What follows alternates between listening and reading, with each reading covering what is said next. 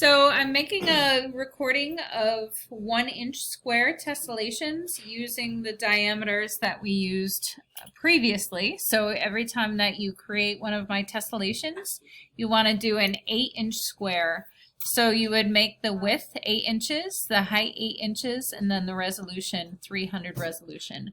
The reason why you do that is because you want it print quality. 300 resolution is what you want to do whenever you know you're going to print an image. So the first thing I'm going to do is I'm going to make the template. I'm then going to make a new guide layout for the 1-inch template. Because it is 8 inches and you know you want it to be 1-inch squares, I'm actually going to make 8 columns and 8 rows and make sure that there's nothing in the gutter at all. So the gutter should be completely empty. And then I say okay. And the computer already does the work to make the 1-inch squares right there. I'm then going to open a photograph that I want to use. I think I'm going to use one of my photographs from Anza Borrego again. So I'm going to, or maybe I'll do Oceanside Harbor. I'll do Oceanside Harbor. I'm going to open that up. And then I'm going to choose a specific area within that. So I'm going to use the crop tool. I'm going to go to the thing that says W times H times resolution, which means width times height times resolution. And I'm going to change it to 1 inch by 1 inch with 300 resolution. I'm going to scroll to get to a specific area that I think will look cool as a tessellation. And then I'm going to press check.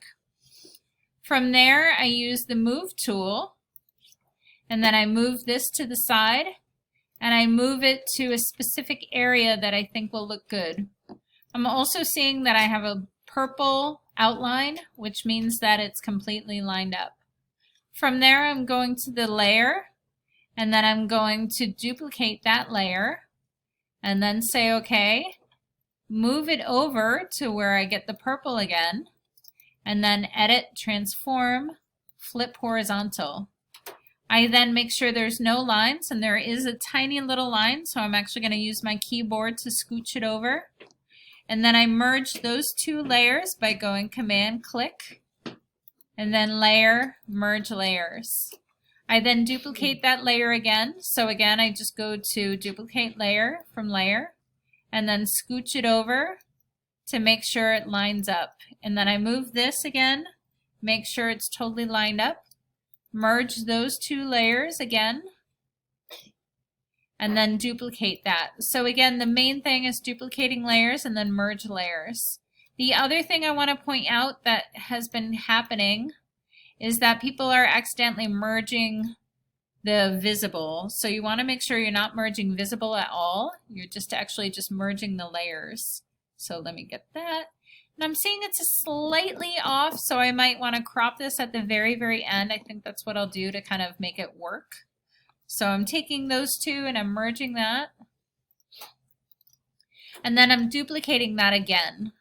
So say okay, and then duplicate it, and then scooch it over.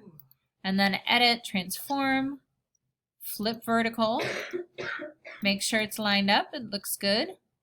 And then I'm doing the same thing again. I'm merging those two. Merging those layers, dragging it down. Oh, sorry, kind of going a little too quick. Duplicating that and then dragging it down. Making sure it's lined up perfectly. And then I take those two, I go to layer, merge layers, and then layer, duplicate it, say okay. And then I kind of scooch it over. I'm seeing it's a slightly off. Actually, I'm looking at it and I'm noticing it's slightly off, but I can always crop it a little bit later. So let me just scooch it over so it looks better. And then I'm going to crop it at the end. From here, I'm going to merge these two layers.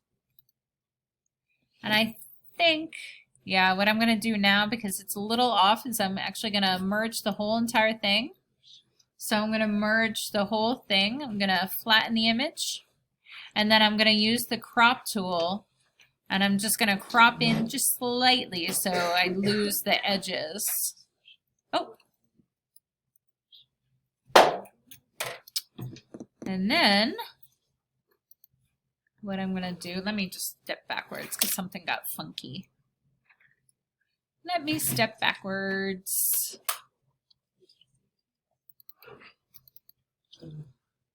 I'm going to merge these two. And then I'm going to layer, merge visible. And then I'm going to use the crop tool. And I am going to crop in slightly. So I'm going to do 8 inches by 8 inches.